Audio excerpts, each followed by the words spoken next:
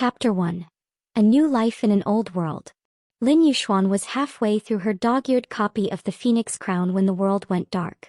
One moment she was sprawled on her dorm bed, highlighter in hand, grumbling about her upcoming midterms. The next, a screech of tires and a blinding flash swallowed her whole. She didn't even have time to scream.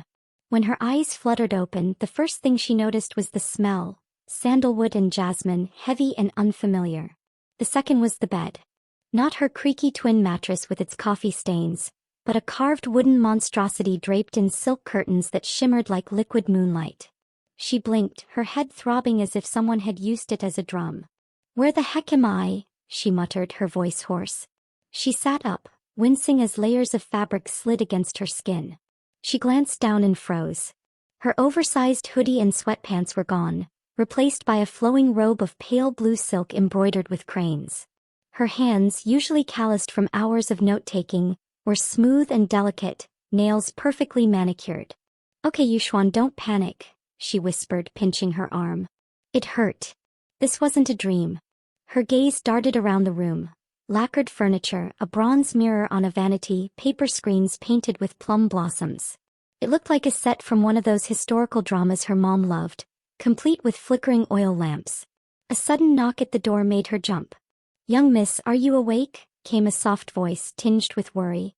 "The morning meal is ready, and the madam expects you in the main hall." "Young miss." "Madam?" Yuxuan's stomach churned. She opened her mouth to respond, then hesitated. What if she said the wrong thing? Before she could decide, the door slid open, revealing a girl in a plain green robe, her hair pinned in a neat bun.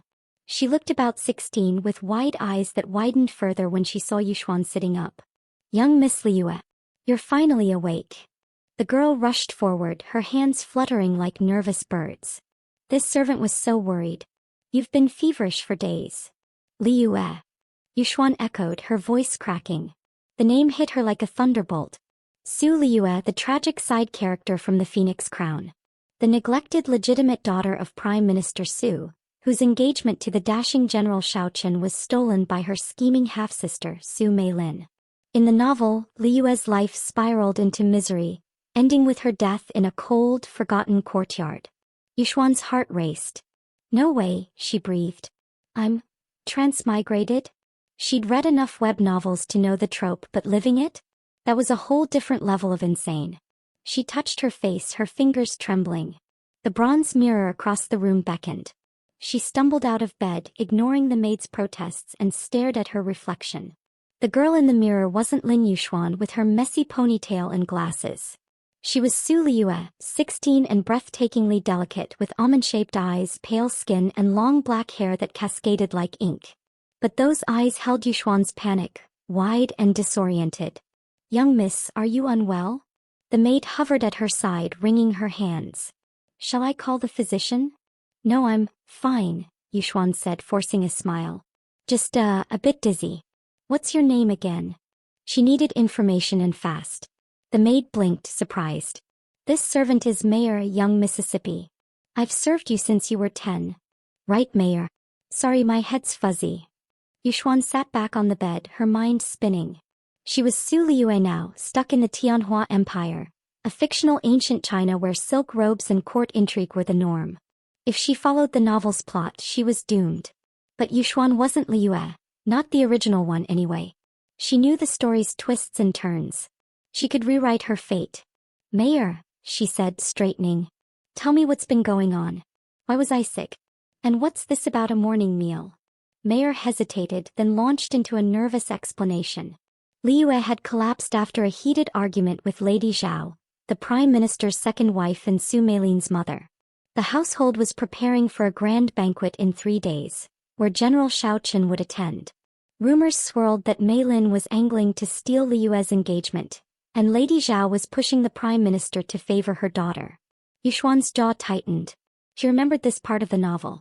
The banquet was where Meilin dazzled Shaochen with a dance, while Liyue, humiliated and outshone, retreated in tears. It was the beginning of her downfall. "Not this time," Yuxuan muttered under her breath. "Young miss." Mayor tilted her head. "Nothing." Yuxuan forced another smile.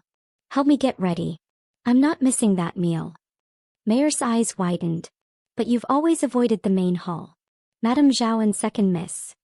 Change of plans, Yuxuan interrupted. If she was going to survive, she needed to face her enemies head-on. Besides, she was curious. What did the Prime Minister's household look like in real life? And Xiao Chen, her nerdy heart fluttered at the thought of the novel's stoic hero. Mayor helped her into a fresh robe, pale lavender this time with silver peony embroidery, and pinned her hair with jade ornaments that felt heavier than her college backpack. Yuxuan wobbled in the embroidered slippers, and used to their lack of arch support. How do people walk in these? She grumbled, earning a puzzled look from Mayor. By the time they reached the main hall, Yuxuan's nerves were frayed. The hall was a vision of opulence. Red pillars carved with dragons, a long table laden with porcelain dishes and servants gliding like ghosts. At the head sat Prime Minister Su, a stern man in his 50s with a neatly trimmed beard, his black robes exuding authority. To his right was Lady Zhao, a sharp-featured woman in crimson, her smile as warm as a winter gale. Beside her sat Su Meilin, 17 and radiant, her peach-colored robe accentuating her beauty. The other seats held minor concubines and distant relatives, all eyeing Yuxuan with varying degrees of curiosity and disdain. "Eldest daughter, you're late," Prime Minister Su said, his voice cold. "Sit." Yuxuan swallowed, her modern instincts screaming to argue, but she bowed awkwardly and took the seat farthest from him. Mayor had warned her about etiquette, but bowing felt like groveling. She'd have to work on that. The meal began, servants presenting dishes of steamed fish, lotus root and sticky rice dumplings. Yuxuan's stomach growled. She hadn't eaten since her last instant ramen, but chopsticks were trickier than she remembered. As she fumbled, Lady Zhao's voice cut through the chatter. "Li, you look pale," she said, her tone dripping with false concern. "Are you still unwell? Perhaps you should rest instead of attending the banquet. We wouldn't want you to embarrass the family." Yuxuan's grip tightened on her chopsticks. She knew this game. Lady Zhao was testing her, hoping she'd retreat. In the novel, Liyue always did. But Yuxuan wasn't that girl. She met Lady Zhao's gaze, channeling every debate club argument she'd ever won. "Thank you for your concern, madam," she said, her voice steady. "But I'm quite recovered. I wouldn't miss the banquet for the world. After all, it's a chance to honor my betrothal to General Xiao, isn't it?" The hall went silent. Prime Minister Su's chopsticks paused midair. Meilin's smile faltered, her eyes narrowing. Lady Zhao's lips twitched, but she recovered quickly. "How spirited of you," she said. "Though I hear General Xiao prefers a refined companion." Yuxuan's cheeks burned, but she forced a laugh. "Refined or not, a promise is a promise. Wouldn't you agree, father?" Prime Minister Su's gaze flickered to her, unreadable. "Enough," he said. "Eat." Yuxuan exhaled, her heart pounding. She'd survived her first skirmish, but Meilin's glare promised more to come. As she reached for a dumpling, her sleeve knocked over a teacup, sending jasmine tea spilling across the table. Gasps rippled through the hall. "Clumsy as ever," Meilin said, her voice sweet but venomous. "Perhaps you should practice your manners before meeting the general." Yuxuan's face flamed, but she refused to cower.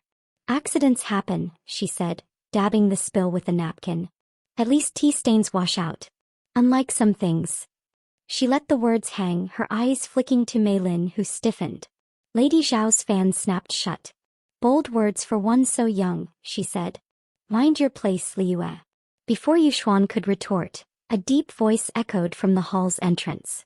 "Is this a family meal or a battlefield?" All eyes turned to the doorway where a man stood in dark armor, his presence commanding the room. Yuxuan's breath caught. General Xiao Chen, the novel's heartthrob, was even more striking in person. Tall and broad-shouldered, with sharp cheekbones and eyes like storm clouds, he exuded a quiet intensity. His black hair was tied in a high knot, a sword at his side gleaming under the lamplight. "General Xiao," Prime Minister Su said, rising. "An unexpected honor. Join us." Yuxuan's pulse raced. In the novel, Xiao Chen rarely visited the Su household before the banquet. Why was he here now? Had she already changed the plot? Xiao Chen's gaze swept the room, lingering on Yuxuan for a heartbeat longer than necessary. "I came to discuss border defenses," he said, his voice low but clear. "But I see I've interrupted. My apologies." "Nonsense," Lady Zhao purred, gesturing to the seat beside Mei Lin. You're always welcome. Mei Lin, pour the general some tea. Mei Lin rose gracefully, her movements practiced, but Yuxuan noticed Xiao Chen's eyes stray back to her. Was he curious? Suspicious? She couldn't tell. As Mei Lin offered him a cup, Yuxuan's nerves got the better of her. She stood, intending to excuse herself, but her slipper caught on the hem of her robe. She stumbled, grabbing the table to steady herself. The hall erupted in whispers. Mei Lin smirked. Lady Zhao's fan fluttered like a vulture's wings. Yuxuan's face burned, but before she could flee, Xiao Chen spoke. Careful, young miss, he said, his tone neutral but not unkind. The floor here is uneven. Yuxuan froze, meeting his gaze. There was no mockery in his eyes, only a faint spark of something. Amusement? Interest? She straightened, forcing a smile. Thank you, General. I'll watch my step. He nodded, then turned to Prime Minister Su, dismissing the moment. But Yuxuan's heart wouldn't stop racing. She sat back down, ignoring Mei Lin's glare, and focused on her food. Xiao Chen's presence changed everything. In the novel, he was distant, manipulated by Mei Lin's charm. But that brief exchange felt different, like a crack in the story's foundation. As the meal ended, Yuxuan slipped out to the garden, needing air. The courtyard was a dreamscape of willow trees and lotus ponds, lanterns casting golden reflections. She sank onto a stone bench, her mind whirling. She was Su Liyue now, but she was also Lin Yuxuan. Smart, stubborn, and not about to let some fictional plot dictate her life. Footsteps crunched behind her. She turned, startled, to find Xiao Chen standing under a willow, his armor glinting in the moonlight. Young Miss Su, he said, his voice softer than before. You seem different today. Yuxuan's breath hitched. Did he suspect she wasn't the real Liyue? Or was he just observant? She stood, smoothing her robe. Maybe I'm just tired of tripping over my own feet, she said, aiming for lightness. His lips twitched, the barest hint of a smile. A good soldier learns to stand firm, he said. Even on uneven ground. Was that advice? Challenge? Before she could respond, he bowed slightly and walked away, leaving her staring after him. Her heart fluttered traitorously. Get a grip, Yuxuan, she muttered. He's just a character. But as she watched his silhouette fade, she couldn't shake the feeling that her new life had just gotten a lot more complicated. Chapter 2: The Banquet Gambit. Su Liyue stood before the bronze mirror in her chambers, barely recognizing the girl staring back. Mayor had spent an hour wrestling her hair into an elaborate updo, pinned with jade ornaments shaped like butterflies. The robe, emerald green silk with golden lotus embroidery, clung to her frame, its layers making her feel like a walking wedding cake. Yuxuan, the modern college student trapped inside Liyue's body, sighed. This is ridiculous, she muttered. I look like I'm auditioning for a period drama. Young miss, you look beautiful, Mayor said, adjusting a stray hairpin. Her eyes sparkled with pride, but worry lingered in her furrowed brow. The banquet tonight. Second Miss Mei Lin has been preparing for weeks. She's planning something. Yuxuan's stomach twisted. She knew exactly what Mei Lin was planning. In the Phoenix Crown, the novel she'd transmigrated into, tonight's banquet was the turning point. Mei Lin would perform a breathtaking zither dance, charming General Xiao Qin and the entire court, while Liyue, the neglected legitimate daughter, faded into the background, humiliated. The original Liyue had fled in tears, her engagement slipping through her fingers. But Yuxuan wasn't about to let history repeat itself. Don't worry, Mayor, she said, forcing a grin. I've got a plan. Well, half a plan. She'd spent the last 3 days since the disastrous family meal studying the novel's plot in her mind, piecing together what she could do to stand out. Problem was she had zero experience with ancient Chinese talents like zither playing or calligraphy. Her skills leaned more toward binge-watching historical dramas and acing literature essays. Still, she had her wits, and a modern perspective Mei Lin couldn't match. Mayor hesitated. Young Miss, Madame Zhao and Second Miss are ruthless. If you challenge them. I'm not challenging them, Yuxuan said, winking. I'm just stealing the spotlight. Mayor's eyes widened, but a small smile tugged at her lips. Yuxuan liked that about her maid, loyal, sharp, and just a little mischievous. They were going to need that tonight. The banquet hall was a spectacle straight out of a painting. Red lanterns hung from carved beams, casting a warm glow over tables laden with delicacies. Glazed duck, lotus seed soup and mooncakes dusted with sesame. Nobles in vibrant silks mingled, their laughter mingling with the soft strums of a guqin. The air smelled of jasmine and roasted chestnuts, but Yuxuan's nerves made her stomach churn too much to enjoy it. Prime Minister Su stood at the head of the hall, his black robes imposing as he greeted guests. Lady Zhao, resplendent in crimson, hovered nearby, her fan fluttering like a weapon. Mei Lin, in a flowing pink robe that shimmered like cherry blossoms, was already charming a group of young lords, her laughter tinkling like bells. Yuxuan, lingering near a pillar, felt a pang of insecurity. Mei Lin was a natural born for this world. Yuxuan, on the other hand, was still figuring out how to walk in these blasted slippers without tripping. Deep breaths, she whispered to herself. She scanned the room for Shao Chen. He'd arrived with a delegation of military officials, his dark armor traded for a deep blue robe that made his storm-cloud eyes stand out. He stood near the Prime Minister, listening to some lord drone on about trade routes, his expression unreadable. Yuxuan's heart did a traitorous flip. Focus, Yuxuan. It's just a character. A ridiculously handsome one, but still. The banquet began with formal toasts, the Prime Minister raising a cup to the Tianhua Empire's prosperity. Yuxuan sipped her rice wine, grimacing at its sharp bite. Then came the performances, the part she'd been dreading. A young noblewoman played the pipa, her fingers coaxing delicate notes from the strings. Another recited a poem about moonlight and loyalty, earning polite applause. Yuxuan's palms sweated. She hadn't signed up to perform, Liyue never did in the novel, but she knew she had to do something to avoid being overshadowed. Mei Lin rose, her movements graceful as a crane taking flight. The hall fell silent as she positioned herself at the center, a zither before her. She began to play, her fingers dancing over the strings, the melody haunting and sweet. Then she stood, her sleeves swirling as she moved in a dance that seemed to weave the music into motion. The crowd was entranced, their eyes following her every step. Even Shao Chen watched, his expression softening. Yuxuan's heart sank. This was it, the moment Mei Lin stole the show. In the novel, Liyue had sat silently, shrinking under the weight of her sister's brilliance.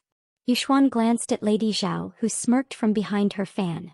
They thought they'd won already. Not today, Yuxuan muttered. She stood, her sudden movement drawing eyes. Mayor, stationed nearby, gasped softly. Yuxuan hadn't told her the full plan, she hadn't entirely figured it out herself, but she'd spent hours last night recalling every poetry class she'd ever taken. If she couldn't play an instrument or dance, she'd use words. Modern words with a twist. Young Miss Su Liyue wishes to perform, she announced, her voice carrying across the hall. Whispers rippled through the crowd. Prime Minister Su's brow furrowed and Lady Zhao's fan froze mid-flutter. Mei Lin paused, her zither notes fading, her smile tight. Liyue, her father said, his tone sharp. This is unexpected. Yuxuan bowed, praying her wobbly etiquette lessons held up. I wish to honor our guests with a poem, she said. Inspired by the beauty of tonight. It was a gamble. Poetry was respected in the Tianhua Empire, but she had no idea if her modern spin would land or flop. She stepped to the center, ignoring Mei Lin's glare. Her heart pounded as she faced the sea of expectant faces. Shao Chen's gaze locked onto hers, unreadable but intense.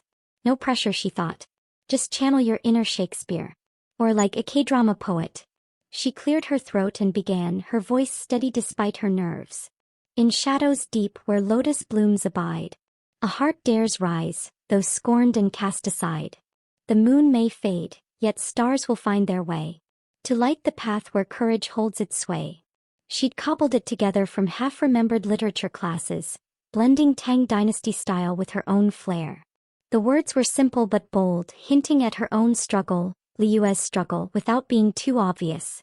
She continued, weaving images of resilience and hope, ending with a line about a phoenix rising from forgotten ashes. The hall was silent for a heartbeat. Then Lord Wei, a scholarly young noble she'd glimpsed earlier, clapped, his eyes bright with approval. Others followed, the applause growing. Shao Chen's lips twitched, almost a smile. Yuxuan's cheeks warmed. She'd done it. She'd held her own. Mei Lin's face was a mask of composure, but her eyes burned. Lady Zhao whispered something to a servant who scurried off. Yuxuan returned to her seat, her legs shaky but her heart soaring. Mayor squeezed her hand under the table, whispering, "Young miss, that was incredible." Before Yuxuan could reply, a servant approached, offering her a fresh cup of tea. "From second Miss Mei Lin," he said, bowing. Yuxuan frowned. "A peace offering? Unlikely." She glanced at Mei Lin, who was smiling too sweetly. Her gut screamed trap. She took the cup, pretending to sip, but discreetly poured the tea into a fold of her robe. Better safe than sorry. As the performances continued, she noticed her sleeve growing damp, not just from the tea. The fabric was fraying, threads unraveling at an alarming rate. She glanced at Mei Lin, who was watching her with a triumphant smirk. Yuxuan's blood ran cold. The tea must have been laced with something to ruin her robe, a classic move to humiliate her publicly. In the novel, Liyue had suffered a similar trick, her dress tearing during a dance, leaving her mortified. Mei Lin was playing dirty and Yuxuan had walked right into it. She stood, her mind racing. The crowd's eyes were on her again, noticing her distress. Lady Zhao's fan fluttered faster, her lips curling. Yuxuan could flee as the original Liyue would have, or she could turn this around. She chose the latter. "Forgive me," she said loudly, holding up her fraying sleeve. "It seems my robe couldn't handle the excitement of tonight." A few guests chuckled, disarmed by her candor. She continued, her voice light but pointed. "Some prefer to shine by dimming others' light. But I find a torn sleeve only lets more heart show through." The crowd murmured, some nodding in approval. Lord Wei clapped again, louder this time. Mei Lin's smile froze and Lady Zhao's fan snapped shut. Yuxuan sat, her pulse hammering. She'd called Mei Lin out without naming her, turning the sabotage into a moment of triumph. As the banquet continued, Xiaochen approached her table, ostensibly to speak with a nearby lord. But his eyes met hers and he spoke softly so only she could hear. "A clever move, young Miss Su.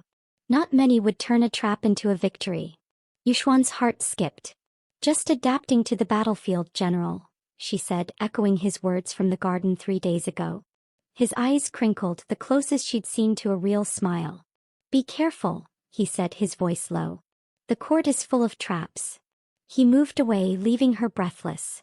Was he warning her about Mei Lin? Or something bigger? Either way, his concern felt personal.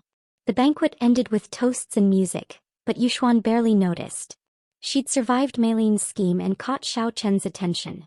As she left the hall, Mayor whispered, "Young miss, you were like a heroine from a tale." Yuxuan laughed, but her mind was on Xiao Chen's words. The court was a battlefield and she'd just fired her first shot. She glanced back, catching his silhouette against the lanterns. He was watching her, his expression unreadable but intense. Her heart fluttered and she scolded herself. "He's just a character, Yuxuan." But the warmth in her chest didn't listen. As she stepped into the cool night air, her ruined sleeve flapping, she felt a spark of hope. She wasn't the original Liyue doomed to fade. She was Lin Yuxuan and she was rewriting this story, one bold move at a time. Chapter 3. Unlikely Allies. Su Liyue sat cross-legged on her bed, a scroll of poetry in her lap, but her mind was elsewhere. The banquet had been a victory, she'd outshone Mei Lin and caught General Xiao Chen's eye, but the fallout was creeping in like morning fog.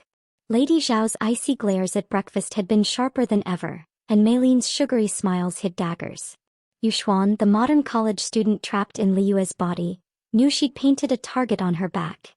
"One poetry slam doesn't make me queen of the court," she muttered, rubbing her temples. "I need backup." Mayor, dusting the lacquered vanity nearby, paused. "Young miss, you're muttering again. Are you worried about Madame Zhao?" Yuxuan grinned despite herself. Mayor was sharp, catching her modern quirks without batting an eye. "Worried? No. Just strategizing." She leaned back, staring at the silk canopy above. In the Phoenix Crown, the novel she'd transmigrated into, Liyue had been a loner, crushed by her family's neglect. Yuxuan wasn't about to repeat that mistake. She needed allies, people who could help her navigate the snake pit of the Prime Minister's household and the Tianhua Empire's court. But where to start? A knock at the door interrupted her thoughts. Mayor opened it to reveal a servant bearing a lacquered box. "A gift for young Miss Su," he said, bowing. "From Lord Wei." Yuxuan's brows shot up. Lord Wei, the scholarly noble who'd clapped loudest for her poem at the banquet? She hadn't expected him to notice her, let alone send gifts. Mayer set the box on the table, revealing a set of calligraphy brushes with ivory handles, nestled in silk. A note accompanied them, written in elegant strokes. To young Miss Su, whose words rival the stars. May these brushes capture your brilliance. Wei Jing. Fancy, Yuxuan said, running her fingers over the brushes. She'd never touched a calligraphy brush in her modern life. Highlighters and ballpoint pens were more her speed, but she recognized the gesture. Lord Wei was offering friendship, or at least an alliance. Mayor, what's the deal with this guy? Mayer's eyes sparkled. Lord Wei Jing is the second son of Duke Wei. He's known for his poetry and fairness, but he avoids court politics. They say he prefers books to banquets. A nerd, Yuxuan said, grinning. Pie kind of people. She tucked the note away, her mind racing. A scholarly ally could teach her the court's unwritten rules and boost her reputation. Plus, he didn't seem like the type to stab her in the back. Send a thank you note, Mayor. And ask if he's free to, I don't know, chat about poetry or something. As Mayor scurried off to arrange it, Yuxuan's thoughts drifted to Xiao Qin. His warning at the banquet, the court is full of traps, had replayed in her head all week. Was he just being polite, or did he actually care? Her heart did a little flip, which she promptly squashed. He's engaged to Mei Lin, she reminded herself. Focus, Yuxuan. But focusing was hard when rumors were swirling. Mayor had overheard servants whispering that Lady Zhao was spreading tales about Li Yue's unrefined behavior, hinting she was unfit for Xiao Qin. Yuxuan clenched her fists. In the novel, those rumors had snowballed, isolating Li Yue until her engagement crumbled. She needed to counter them, and fast. Her chance came sooner than expected. That afternoon, a messenger arrived with an invitation to a martial arts tournament hosted by Xiao Chen's military camp, set for the following week. The event was open to nobles, with archery, swordsmanship, and horseback displays. Yuxuan's eyes lit up. In the novel, Li Yue had skipped the tournament, too timid to compete, while Mei Lin had flirted her way through the sidelines. But Yuxuan saw an opportunity. If she could shine there, she'd prove her worth beyond poetry, and maybe impress a certain general. Problem was, she'd never held a bow or sword. Time to get creative, she muttered. The next morning, Yuxuan met Lord Wei in the Su Estate's garden pavilion, a serene spot overlooking a lotus pond. He was younger than she'd expected, maybe 20, with a kind face and ink-stained fingers that marked him as a bookworm. His gray robe was simple but elegant, and he bowed with a warm smile. Young Miss Su, he said. Your poem at the banquet was remarkable. It had a freshness I've never heard before. Yuxuan blushed and used to praise. Thanks, Lord Wei. I was just winging it. His brows furrowed at the phrase, and she laughed. I mean, improvising. Your gift was really thoughtful. They sat, sipping tea served by Mayor, and Yuxuan steered the conversation to court politics. Wei Jing was cautious but honest, explaining the factions vying for power. The Prime Minister's allies, the Emperor's advisors, and the military led by Xiao Qin. General Xiao is respected but distant, Wei said. His engagement to your sister has raised eyebrows, given her ambition. Yuxuan's ears perked up. What do you mean? Wei hesitated. Second Miss Su is charming, but some question her sincerity. You, however, surprised many at the banquet. Your courage could shift perceptions. Yuxuan hid a smile. So her gamble had worked. She leaned in, lowering her voice. Lord Wei, I'm new to this game. Can you teach me how to not trip over my own feet, metaphorically speaking? He chuckled, a soft sound like rustling pages. It would be my honor. Start with small gestures, gift-giving, attending key events. And beware Lady Zhao. Her influence is vast. They parted with a promise to meet again, and Yuxuan felt lighter. One ally down. Now for the tournament. That evening, Yuxuan recruited an unlikely partner.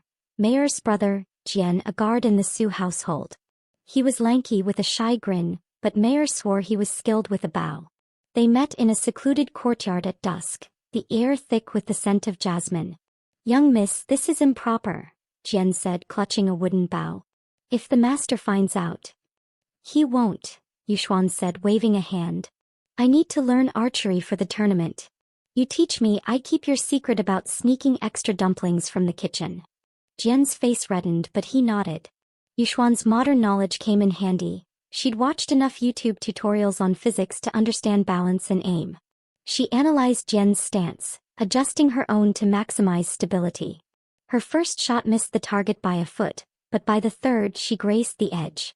Not bad, young miss, Jian said, impressed. You learn fast.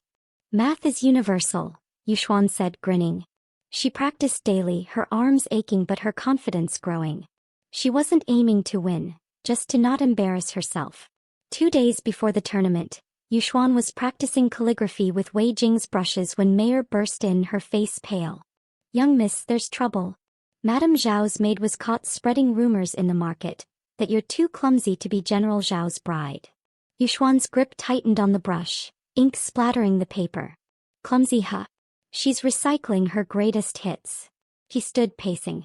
Mayor, we need to flip this. Any ideas? Mayor bit her lip.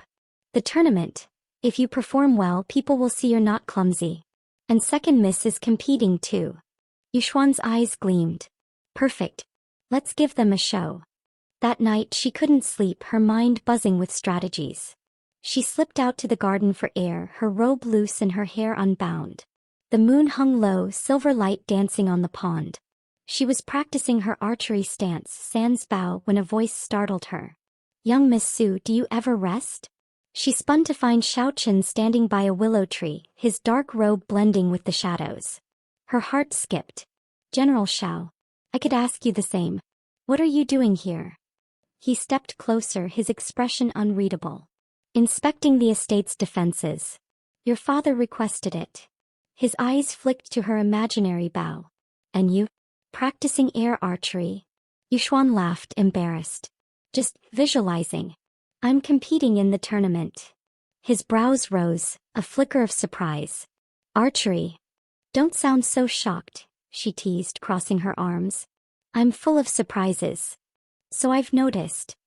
His voice softened and he studied her, moonlight catching the planes of his face.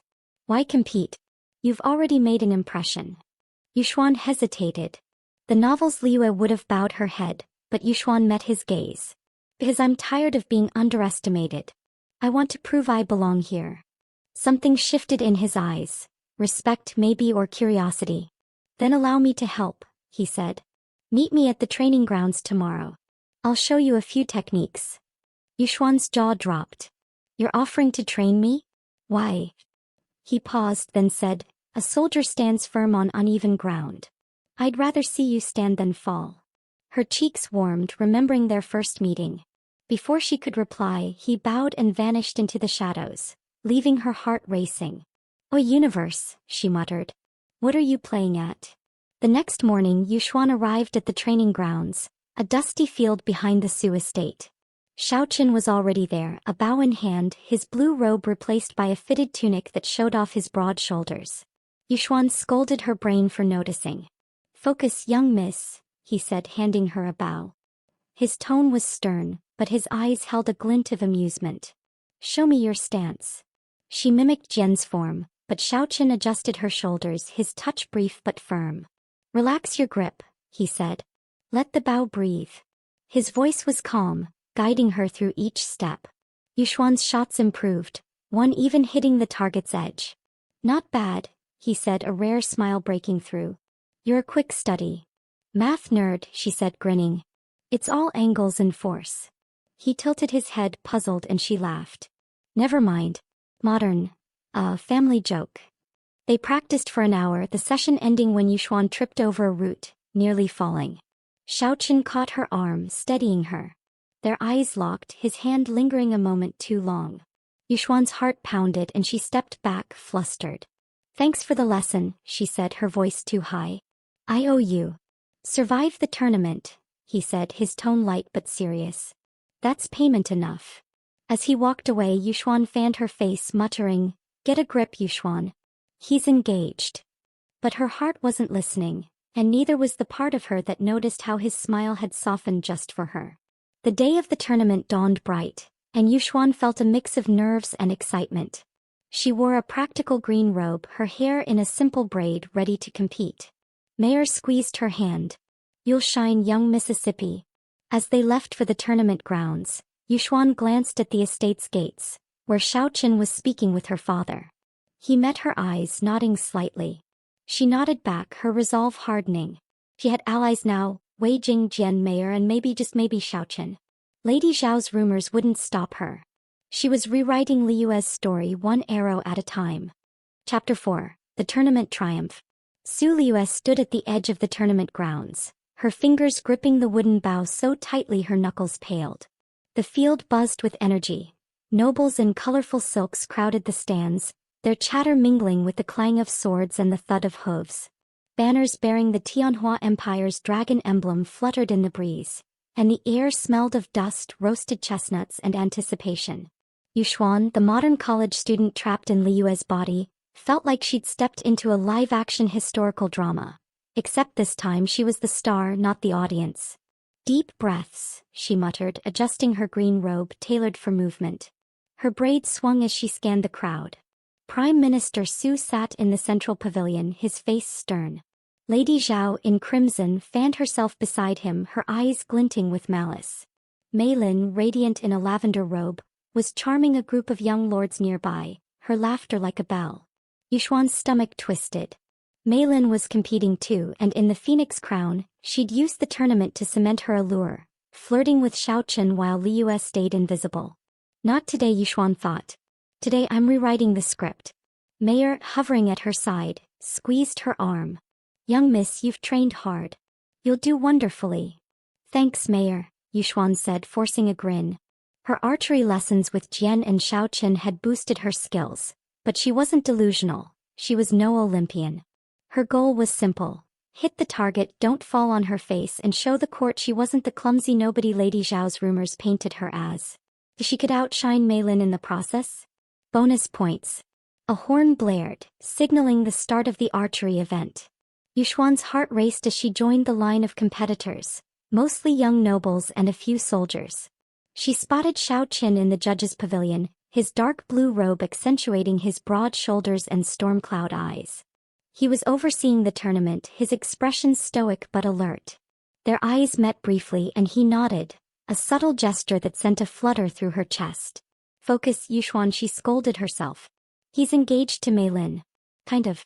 Maybe. The first round was straightforward. 3 shots at a straw target 50 paces away. Yuxuan watched the early competitors, noting their stances. Some were skilled, their arrows thudding into the bullseye, while others fumbled, earning polite claps or stifled laughs. When Mei Lin's name was called, the crowd hushed. Mei Lin glided to the line, her lavender sleeves fluttering like butterfly wings. She drew her bow with practiced grace, her movements a performance as much as a competition. Her first 2 shots hit near the center and the crowd cheered. Her third grazed the edge, but she curtsied, her smile radiant, and the applause swelled. Yuxuan rolled her eyes. Show off, she muttered. Young Miss Su Liyue, the announcer called. Yuxuan's stomach lurched. She stepped forward, feeling every eye on her. Whispers rippled through the stands. Lady Zhao's rumors about her clumsiness had spread like wildfire. She squared her shoulders, channeling Xiaoqin's advice. Relax your grip. Let the bow breathe. Her first shot was shaky, landing on the target's outer ring. The crowd murmured, some snickering. Mei Lin's smirk was visible even from 50 paces. Yuxuan gritted her teeth.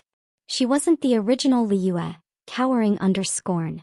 She was Lin Yuxuan, who'd aced physics and debated her way through college. She adjusted her stance, recalling her modern knowledge of angles and wind resistance. Her second shot hit closer to the center, earning surprised claps. The third struck the bullseye, a solid thud that silenced the snickers. The crowd erupted, louder than for Mei Lin. Yuxuan exhaled, her legs wobbly. She glanced at Xiaoqin, whose lips twitched in that almost smile she was starting to crave. Lord Wei, in the stands, clapped enthusiastically, his scholarly face beaming. Even her father's stern expression softened, though he quickly hid it. The rounds continued, narrowing the field. Mei Lin advanced, her shots consistent but not spectacular. Yuxuan surprised herself by keeping pace, her modern analytical approach, calculating wind and trajectory, giving her an edge. By the final round, only 5 competitors remained, including her and Mei Lin. The final challenge was tougher. A moving target, a wooden disc pulled across the field by ropes. The crowd leaned forward, tension thick. Mei Lin went first, her shots precise but cautious, hitting the disc twice out of 3. She curtsied again, basking in the applause. Yuxuan's turn came and she felt the weight of every stare. Lady Zhao's malice, Mei Lin's jealousy, Xiao Chen's quiet intensity. She knocked her arrow, her mind racing. The disc swayed, unpredictable. She remembered a YouTube video about instinctive shooting, trusting muscle memory over overthinking. Her first shot missed, drawing gasps. Her second grazed the disc's edge. For the third, she closed her eyes briefly, picturing Xiao Chen's steady hands guiding her. She loosed the arrow and it struck the disc's center, splintering the wood. The crowd roared, feet stomping the stands. Yuxuan's jaw dropped. Had she really done that? Mayor rushed forward, squealing, "Young Miss, you won." Lord Wei was on his feet, cheering. Even some soldiers nodded in respect. Xiao Chen's eyes met hers, and this time his smile was unmistakable, small but warm, like a sunrise breaking through clouds. The judges conferred, declaring Liyue the archery champion. As she stepped forward to receive a jade medallion, the crowd's cheers drowned out Lady Zhao's fan-snapping frustration. Mei Lin's face was a mask of composure, but her hands clenched her robe. Yuxuan felt a pang of pity. Mei Lin was a product of this cutthroat world, but it passed. She'd earned this moment. Xiao Chen presented the medallion, his fingers brushing hers as he placed it in her hands. "Well done, young Miss Su," he said, his voice low enough for only her to hear. "You've proven your strength." Yuxuan's cheeks warmed. "Thanks, General. Guess I'm not so clumsy after all." She winked, a modern gesture that made his brows lift in amusement. As she returned to the stands, whispers followed her, not of clumsiness but of admiration. Lord Wei approached, bowing. "Young miss, your skill was extraordinary. You've changed many minds today." "Let's hope it sticks," Yuxuan said, grinning. But her triumph was short-lived. Mei Lin, passing by, paused, her voice dripping with false sweetness. "A lucky shot, sister. Don't let it go to your head." Yuxuan met her gaze, unfazed. "Luck or skill, I'm here to stay, Mei Lin. Better get used to it." Mei Lin's smile faltered and she swept away, her lavender robe trailing like a storm cloud. Lady Zhao's glare promised retaliation, but Yuxuan felt untouchable. She'd faced the court and won. That evening, the tournament concluded with a feast under the stars, tables set on the grounds with lanterns casting golden light. Yuxuan, now in a fresh blue robe, sat with Mayor and Lord Wei, savoring spiced pork and lotus cakes. The mood was festive, with musicians playing and nobles mingling. Xiao Chen moved through the crowd, his presence commanding respect, but Yuxuan noticed his eyes straying to her. As the feast wound down, she slipped away to a quiet corner of the grounds, needing a moment to process. The moon hung full, silver light dancing on a nearby stream. She was replaying her bullseye shot, grinning like an idiot when footsteps crunched behind her. "Young Miss Su," Xiao Chen said, emerging from the shadows. His blue robe shimmered in the moonlight, and his expression was softer than she'd ever seen. "You surprised me today." Yuxuan laughed, brushing her braid back. "Good. I'm tired of being predictable." She paused, then added, "Thanks for the training. It helped." He stepped closer, his voice low. "You didn't need much help. Your determination, it's rare." He hesitated as if weighing his words. "I've been bound by duty for so long, I'd forgotten what it means to fight for oneself." Yuxuan's heart thudded. Was he talking about her? Or himself? She remembered the novel. Xiao Chen's engagement to Mei Lin was a political maneuver, not a choice. Did he resent it? She wanted to ask, but the words caught in her throat. Instead she said, "Duty's heavy, but it doesn't have to define you. Sometimes you just need to shoot your shot." She cringed internally at the modern phrase, but Xiao Chen's lips twitched. "Shoot my shot," he repeated, testing the words. An odd phrase, but fitting. He reached into his sleeve, pulling out a small jade hairpin carved with a lotus. "A token," he said, offering it. "For your victory." Yuxuan's breath hitched. In the Tianhua Empire, such gifts were significant, often romantic. She took the hairpin, her fingers brushing his, sending a spark up her arm. Thank you," she stammered. It's beautiful. He nodded, his eyes lingering on hers. It suits you. Then, as if catching himself, he stepped back. Rest well, young Mississippi. The court will talk of this day. He vanished into the night, leaving Yuxuan clutching the hairpin, her heart a mess. Okay, universe, she whispered. You're not playing fair. She tucked the hairpin into her braid, its weight a reminder of his words, and the growing feeling she couldn't ignore. As she rejoined the feast, Mayor noticed the hairpin and gasped. Young miss. From the general. Shoo. Yuxuan hissed, blushing.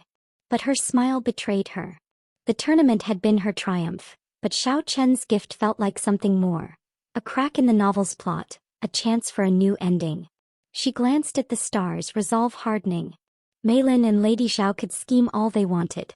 Su Liyue Lin Yuxuan was ready for the next battle. Chapter 5. A dangerous plot. Su Liyue clutched the jade hairpin in her palm, its lotus carving cool against her skin. She stood in her chambers, staring at the bronze mirror, her reflection a mix of triumph and unease. The martial arts tournament had been a victory. Her bullseye had silenced Lady Zhao's rumors and earned her the court's respect. But the weight of Xiao Chen's gift felt heavier than the jade medallion around her neck.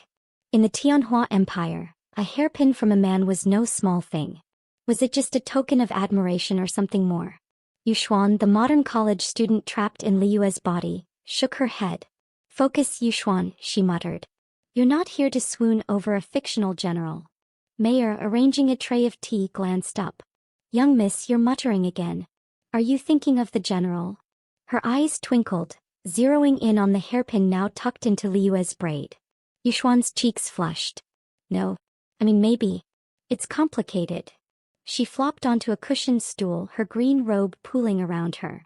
In the Phoenix Crown, the novel she'd transmigrated into, Xiao Chen was engaged to her half-sister, Su Mei Lin, a match driven by politics. But his actions, the training session, the hairpin, that moonlit smile, were veering off script. And Yuxuan's traitorous heart was starting to care, which was dangerous in a world where Lady Zhao and Mei Lin were plotting her downfall. A knock at the door startled her. Mayor opened it to reveal Jian, her brother and Liyue's secret archery coach, his guard uniform slightly askew. Young miss, he said, bowing. The master requests you join the family for a temple visit tomorrow. A prayer for the emperor's health. Yuxuan's brows furrowed. A temple visit? Now. In the novel, Liyue had rarely been included in family outings, her presence an afterthought. Her tournament win must have shifted things. Her father, Prime Minister Su, was finally noticing her. Or was this Lady Zhao's doing? Who's going? She asked. The master, Madame Zhao, second Miss Mei Lin, and you, Jian said. A small retinue given the unrest on the roads. Unrest.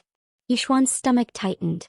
The novel hadn't mentioned bandit attacks until later, after Liyue's engagement was broken. Was the plot accelerating, or had her actions changed the timeline? Mayor's face paled. Young miss, the roads to the Jade Lotus Temple are remote. Bandits have been spotted there. Yuxuan forced a smile. No big deal. We'll have guards, right? But her mind raced. Lady Zhao's icy glares and Mei Lin's venomous smiles at the tournament suggested they weren't done with her. A secluded trip sounded like the perfect stage for a trap. That afternoon she met Lord Wei Jing in the estate's library, a haven of scrolls and ink-scented air.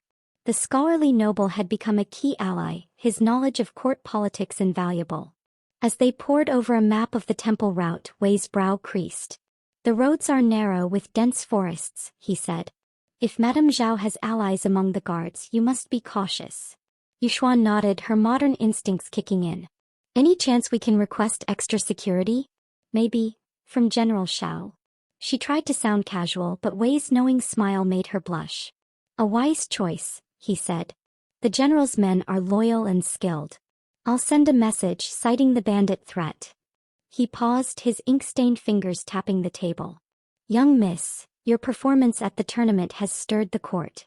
Some now see you as a contender for the general's hand, despite his betrothal. Yuxuan's heart skipped, but she waved it off. I'm just trying to survive, not steal fiancés. Still, the thought of Xiao Chen's eyes on her, soft and intense, lingered like a melody. The next morning, the Su family's carriage rattled along the forest road, its lacquered wood creaking under the weight of tension. Prime Minister Su sat rigidly, his black robes pristine. Lady Zhao in emerald silk fanned herself, her smile too sharp. Mei Lin in pale yellow chatted brightly about the temple's beauty, but her glances at Liyue were daggers. Yuxuan in a practical blue robe kept her bow close, a precaution Jian had insisted on. A small guard unit flanked them, but Wei's message to Xiaoqin hadn't been answered. Yuxuan's nerves hummed. The forest thickened, pines casting long shadows. Yuxuan peered out the carriage window, her modern brain screaming ambush vibes. She'd watched enough action movies to know secluded roads were bad news. "Father," she said, breaking the silence. "Are the guards enough for these roads?" Prime Minister Su's eyes flicked to her, surprised by her boldness. "They are sufficient," he said curtly. "Focus on your prayers, Liyue." Lady Zhao's fan fluttered. "Indeed, Liyue. Piety suits you better than archery." Mei Lin giggled, but Yuxuan caught the glint in her eyes, nervous, not triumphant. Before Yuxuan could retort, a shout rang out. The carriage lurched to a stop, horses whinnying. Arrows thudded into the wood and screams erupted from the guards. "Bandits!" Jian yelled, drawing his sword. Yuxuan's heart pounded. This wasn't in the novel, not yet. She grabbed her bow, instincts overriding fear. The carriage door flew open and a masked figure lunged, blade gleaming. Yuxuan ducked, swinging her bow like a club, catching the bandit's wrist. He yelped, dropping the blade, and she kicked it away, adrenaline surging. "Stay down," she shouted to Mei Lin, who shrieked and cowered. Prime Minister Su drew a dagger, his face grim, while Lady Zhao clutched her fan like a shield. Yuxuan knocked an arrow, her training with Xiaoqin flashing through her mind. She aimed at a bandit charging Jian, her shot grazing his shoulder. He stumbled, giving Jian time to strike. The fight was chaos. Swords clashed, arrows flew, and dust choked the air. Yuxuan's shots were clumsy but effective, keeping attackers at bay. Then a new sound thundered, hoofbeats. A unit of armored riders burst through the trees, led by Xiaoqin, his sword flashing like lightning. His men cut through the bandits with terrifying precision, and within moments the attackers fled, leaving their wounded behind. Yuxuan lowered her bow, panting.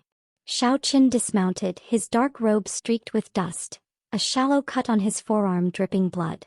He scanned the scene, his eyes locking on her. "Young Miss Su," he said, striding over. "Are you hurt?" She shook her head, her voice shaky. "I'm fine. You got my message." She glanced at Wei, who'd stayed behind but must have pulled through. "Lord Wei's message," Xiaoqin corrected, but his tone was warm. "You did well holding them off." Yuxuan's cheeks heated. "Just trying not to die." She noticed his wound and frowned. "You're hurt." "A scratch," he said, but she was already tearing a strip from her sleeve, her modern first aid knowledge kicking in. She tied it around his arm, ignoring his raised brow. "Keep it clean," she said, meeting his gaze. "No heroics if it gets infected." His lips twitched, that rare almost smile returning. "You're bold, young Mississippi." "Someone has to be," she quipped, heart racing. Their eyes held, the chaos around them fading for a moment. Then Prime Minister Su's voice broke the spell. "Leah, explain yourself," he demanded, stepping from the carriage. "Why do you carry a bow?" Yuxuan straightened, channeling her debate club confidence. "To protect us, father. The roads were dangerous, as you see." She gestured to the fallen bandits, one still clutching her arrow. Lady Zhao emerged, her composure frayed. "Reckless girl. You could have endangered us all." "Endangered?" Yuxuan shot back, her modern sass slipping out. "I hit more targets than your fans hit hot air." Mei Lin gasped, and even Xiaoqian's eyes widened, though amusement flickered in them. Prime Minister Su's gaze hardened, but a hint of respect glimmered. "Enough. We return to the estate. General Xiao, my thanks." Xiaoqin bowed, his eyes lingering on Liyue. "Ensure your daughter's safety, Prime Minister. She's proven her worth." As the carriage rolled back, Yuxuan's mind churned. The attack felt too convenient. Bandits targeting their specific retinue? She glanced at Lady Zhao, whose fan hid her expression, and Mei Lin, who avoided her gaze. Something was off. Back at the estate, Yuxuan tended to Xiaoqian's wound in a quiet courtyard, insisting he let her clean it properly. Mayor had fetched hot water and cloth, hovering nervously. Yuxuan dabbed at the cut, trying not to notice how close they were, his breath warm against her cheek. You don't need to do this, Xiaochen said, his voice low. I have physicians. Yeah, well, I don't trust them not to slap a random herb on it and call it a day, Yuxuan said, tying a fresh bandage. Modern. Family wisdom. He tilted his head, curious. You speak strangely sometimes. Like you're not from here. Yuxuan froze, her heart skipping. Did he suspect she wasn't the real Liyue? She laughed it off. Just a weird sense of humor. Comes with surviving bandit attacks. His gaze softened, searching her face. You were fearless today. Most would have cowered. She shrugged, hiding her nerves. Fear's a luxury I can't afford. This place, she hesitated, then let a sliver of truth slip. Sometimes I feel like I don't belong here. Like I'm playing a role I wasn't meant for. Xiaochen's hand brushed hers, a fleeting touch that sent sparks through her. You belong more than you know, he said. You've changed things, Liyue. For the better. Her throat tightened. Was he talking about the court or something personal?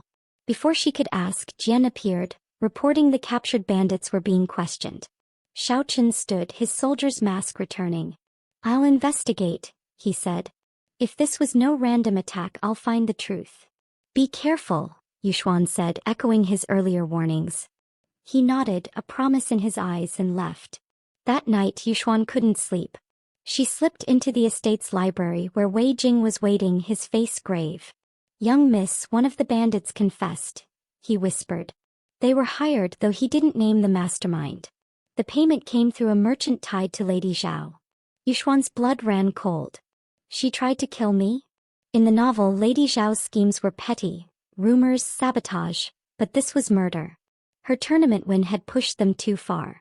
We need proof, Wei said. The merchant's records might hold answers, but they're guarded.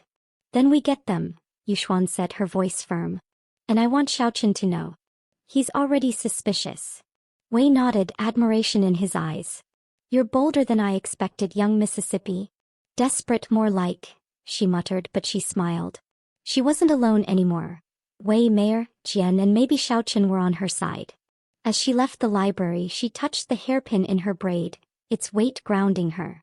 Lady Zhao had escalated the game, but Yuxuan was ready to play. Under the willow tree in the courtyard, she stared at the moon, its light a mirror to her resolve. I'm not your pawn, Zhao, she whispered. And Xiaochen? He's not Meilin's either. Her heart fluttered at the thought, a mix of fear and hope. The plot was unraveling, and she was writing her own ending. One arrow, one ally, one heartbeat at a time. Chapter 6. Unraveling Secrets. Su Liyue sat in the dim glow of her chamber's oil lamp, a stolen ledger spread before her. Its pages, scribbled with merchant transactions, were a puzzle she was determined to solve. The bandit attack on the Temple Road had been no accident. Lord Wei's informant had tied the hired thugs to a merchant linked to Lady Zhao. This ledger, snatched from the merchant's warehouse by Jian's quick hands, was her only lead. Yuxuan, the modern college student trapped in Liyue's body, rubbed her eyes, muttering, "This is like decoding my prof's lecture notes, but with higher stakes." Mayor, perched nearby with a tray of tea, stifled a giggle. "Young miss, you've been at it for hours. Shouldn't you rest?" "Rest is for people who aren't dodging murder plots," Yuxuan said, scanning the ledger. A cryptic entry caught her eye. Silver to Black Crow Jade Lotus route. Black Crow was a known bandit alias, and Jade Lotus matched the Temple Road. Her pulse quickened. This was it, proof Lady Zhao had orchestrated the attack. But a merchant's ledger wasn't enough to accuse the Prime Minister's wife. She needed something undeniable, like a letter in Zhao's hand. Yuxuan leaned back, the jade hairpin in her braid glinting. Xiao Chen's gift, given after her tournament triumph, felt like a talisman now, grounding her amidst the chaos. His words from the ambush, "You belong more than you know," echoed in her mind, warming her despite the chill of her discovery. She scolded her heart for fluttering. "He's still engaged to Mei Lin," she whispered. "Focus, Yuxuan."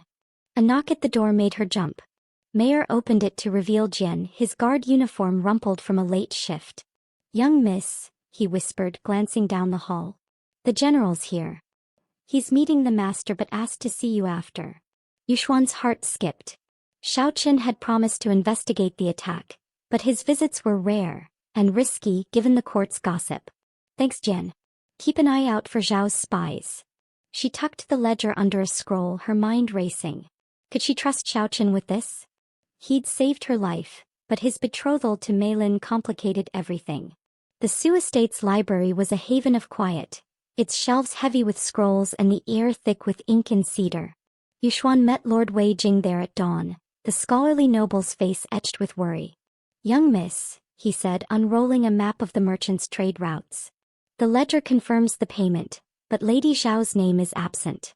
She's cunning, likely used intermediaries." Yuxuan nodded, her modern brain piecing it together like a true crime podcast. "We need her direct orders.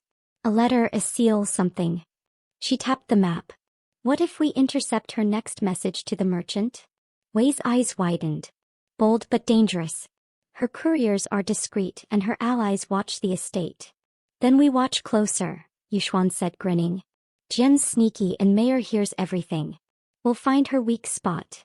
Wei hesitated, then smiled. "You're unlike any noblewoman I've met, young Mississippi. I'll arrange for my contacts to monitor the merchant's shop. If a courier appears, we'll know." As they parted, Yuxuan felt a spark of hope.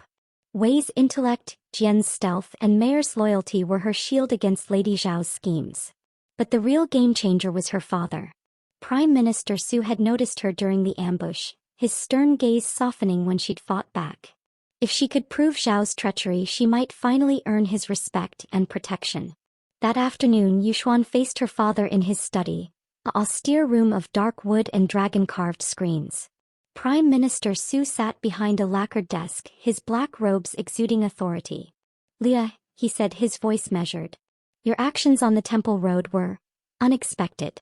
You've drawn attention." Yuxuan bowed, her heart pounding.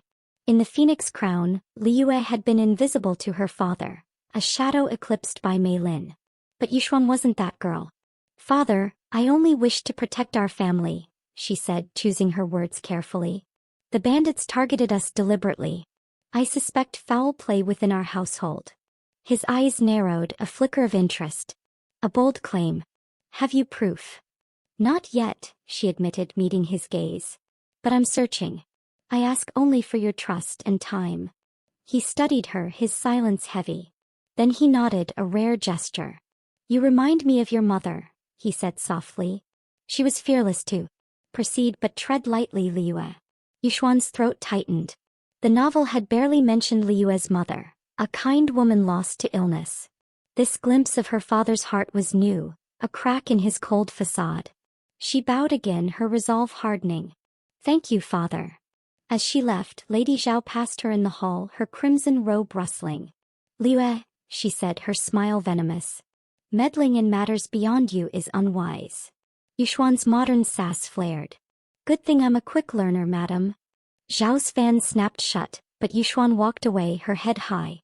The game was on.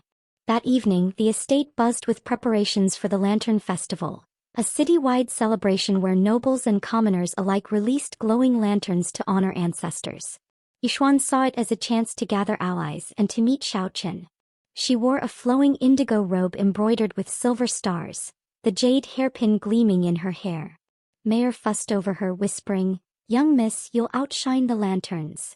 The festival was a dreamscape, streets lined with stalls selling mooncakes and candied hawthorn, lanterns bobbing like fireflies above the river.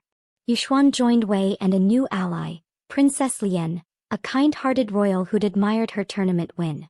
The princess, in pale pink silk, offered insights into court factions, hinting that Xiaochen's betrothal to Mei Lin was unpopular among the military. "General Xiao values honor," Lian said, her voice low.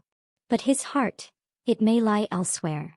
Her eyes flicked to Yuxuan's hairpin, a knowing smile playing on her lips. Yuxuan blushed, deflecting. "I'm just here for the snacks." But her heart raced. Was Xiaochen's gift a signal? Or was she reading too much into it? As they released lanterns, Yuxuan's, a lotus-shaped glow, floated high, her wish silent. "Let me survive this world and maybe find a place in it." She glanced at Mei Lin, radiant in gold, charming a crowd nearby.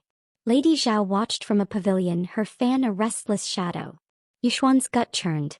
The festival's chaos was perfect cover for another scheme. She slipped away to a quieter bridge, needing air. Xiaochen found her there, his dark robe blending with the night, his presence as commanding as ever. "Young Miss Su," he said, his voice warm. "You seem drawn to moonlight." Yuxuan laughed, her nerves easing. "It's quieter than court drama. What about you? Escaping duty?" "For a moment," he said, joining her at the railing. The river reflected lanterns, a galaxy below. "I've questioned the bandits. They claim a noblewoman hired them, but no name was given." Yuxuan's pulse quickened. "A noblewoman?" She hesitated, then took a risk. "General, I found a ledger. It links the bandits to a merchant tied to Lady Zhao." His eyes sharpened, but he didn't interrupt. Encouraged, she continued, detailing the Black Crow payment and her plan to intercept Zhao's courier. "I need your help," she said. "Your men could watch the merchant's shop discreetly." Xiaochen studied her, his gaze intense. "You're bold to accuse Madame Zhao. If you're wrong, the consequences—" "I know," she cut in, her modern bluntness slipping out. "But I'm not wrong. She wants me gone, and I'm not letting her win." A rare smile broke through his stoic mask. "You're fearless, Liyue. Very well, my men will watch the shop. But promise me you'll be careful." "Deal," she said, grinning. Their eyes held, the festival's music fading. Then, as if drawn by the moment, he stepped closer, offering his hand. "The festival calls for a dance," he said. "Will you join me?" Yuxuan's jaw dropped. In the Tianhua Empire, a public dance was a statement, especially for an engaged man. But his eyes, soft and earnest, melted her hesitation. "Sure," she said, her voice shaky. "But I'm warning you, I'm no pro." He led her to a lantern-lit square, where nobles swayed to a guqin's melody. His hand was warm, guiding her through steps she barely knew. Yuxuan's modern awkwardness clashed with Liyue's grace, but Xiaochen's steady presence kept her grounded. They moved as one, her indigo robe swirling against his dark one, drawing whispers from the crowd. "You dance well," he murmured, his breath tickling her ear. "Liar," she teased, heart pounding. "I'm just following your lead." His smile widened, a rare gift. "Then follow it a while longer." The dance ended too soon, but the whispers didn't. Yuxuan caught Meilin's glare from the crowd, her gold robe a beacon of fury. Lady Zhao's fan froze mid-flutter. Yuxuan's triumph was bittersweet. She'd gained Xiaochen's trust, but she'd also fanned her enemy's flames. As they parted, Xiaochen's hand brushed hers, lingering. "Stay vigilant, Liyue," he said. "And I meant what I said. You've changed things." Her throat tightened. Before she could reply, he bowed and vanished into the crowd, leaving her breathless. She touched the hairpin, its lotus carving a promise. Was he confessing something? Or was duty still his anchor? Back at the estate, Yuxuan barely slept, her mind buzzing with the dance and the ledger. At dawn, Jian slipped her a note from Wei. "Courier intercepted. Letter bears Zhao's seal." Her heart soared. The letter, detailing payments to Black Crow, was the proof she needed. She met Xiaochen in a secluded courtyard, the willow tree their witness. His face was grim as he read the letter. "This is damning," he said. "But confronting Madame Zhao will fracture the Su household." "I know," Yuxuan said, her voice steady. "But she tried to kill me. I can't let that slide." His eyes softened, a flicker of something deeper. "You've faced more than most, yet you stand firm." He paused as if wrestling with words. "I find myself questioning my path, Liyue. My betrothal. It was never my choice." Yuxuan's breath caught. Was he admitting he cared for her? She wanted to ask, but fear held her back. Instead she said, "Then choose now, General. Help me end this." He nodded, his hand brushing hers again, deliberate this time. "I will. For justice and for you." As he left to rally his men, Yuxuan stood under the willow, her heart a storm.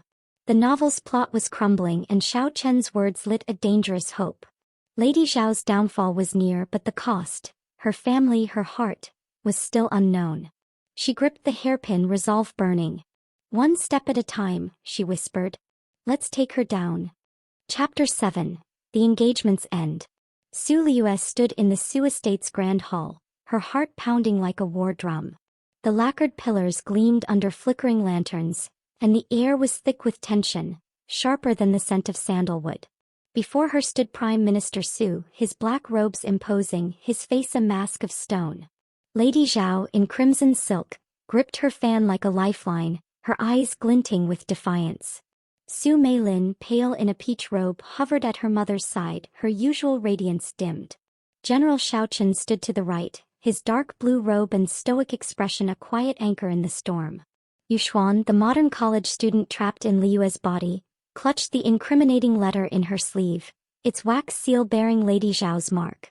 This was it, the moment to end Zhao's schemes or lose everything. "Father," Yuxuan said, her voice steady despite her nerves. "I've uncovered evidence of treachery within our household. I ask your permission to present it." Prime Minister Su's eyes narrowed, but he nodded. "Speak, Liyue." Yuxuan stepped forward, her indigo robe swishing, the jade hairpin from Shaochen glinting in her braid. She'd spent the night with Lord Wei and Jian, cross-referencing the intercepted letter with the merchant's ledger. The evidence was ironclad. Lady Zhao had hired bandits to attack the Temple Road, targeting Liyue to secure Meilin's engagement to Shaochen. But exposing it risked fracturing the family and her father's trust. She drew the letter from her sleeve, holding it aloft. "This bears Madame Zhao's seal," she said, her tone clear. "It details payments to the Black Crow bandits, ordering an attack on our retinue. The merchant's ledger confirms the silver's source." Gasps rippled through the hall, where a handful of retainers and guards stood witness. Lady Zhao's fan froze mid-flutter, her composure cracking. "Preposterous," she snapped. "A forged seal, no doubt. Leah, your jealousy of Meilin has driven you to lies." Meilin's eyes widened, darting to her mother. "Mother, what is this?" Her voice trembled, a mix of fear and doubt. Yuxuan met Zhao's gaze, her modern sass flaring. "Jealousy? I'm too busy dodging your hired knives to envy anyone." She turned to her father, softening her tone. "Father, I've no wish to divide our family. But the truth protects us all." Prime Minister Su took the letter, his fingers tracing the seal. His face darkened as he read, the words damning. "Eliminate the eldest daughter. Ensure no trace." He looked at Zhao, his voice cold. "Explain this." Zhao's fan snapped shut, her voice rising. "A plot against me. Liyue seeks to ruin us, Su. She's ungrateful, reckless."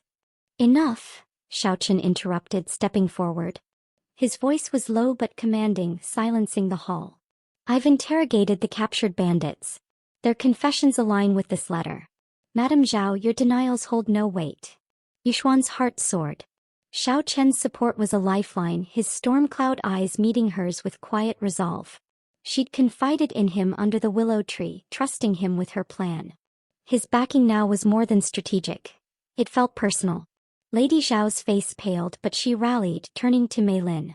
"Daughter, defend us. Tell them this is a mistake." Meilin hesitated, her hands twisting her robe. Yuxuan saw a flicker of something new in her half-sister's eyes. Doubt, not defiance. I didn't know," Meilin whispered, her voice breaking. "Mother, did you?" Zhao's composure shattered. "Foolish girl. Everything was for you." She turned to the Prime Minister, desperation clawing her voice. "Su, I acted for our family's honor. Liyue is unfit for the general. Meilin is the future." Prime Minister Su's gaze was ice. "You endangered my daughter, my heir. Your ambition has cost you everything." He signaled the guards. "Take Madame Zhao to her chambers. She will face judgment." Zhao screamed as guards seized her, her fan clattering to the floor. Meilin swayed, tears streaming, but she didn't follow her mother. Yuxuan felt a pang of pity. Meilin was a pawn in Zhao's game, her cruelty shaped by her mother's ruthlessness. But pity didn't erase the years of scorn. As Zhao was dragged away, Prime Minister Su turned to Liyue, his voice softer. "You've proven your strength, Liyue. From this day you are my true heir. The Su name rests with you." Yuxuan's throat tightened. In the Phoenix Crown, Liyue had died forgotten, her father's favor a distant dream. Now his words were a crown she hadn't expected.